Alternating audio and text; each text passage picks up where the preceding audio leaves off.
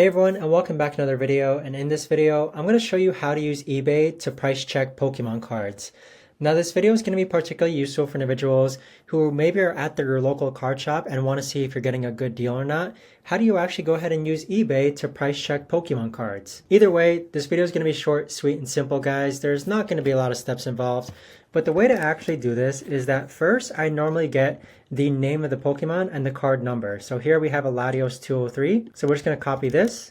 And then we're going to go into eBay and insert that same exact copy and paste. Now, I don't keep in mind these prices. What I normally do is that I'll actually go on the left-hand side. I'll scroll down to where it says sold items. So you want to click on sold items. So once you do that, it's going to reset and give you a different filter option where it's going to show you sold listings within the past couple of days.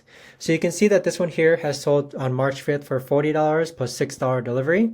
This one here has been sold for $43 plus $4 delivery. So this right here is going to give you a good idea of what this card is actually selling for on eBay.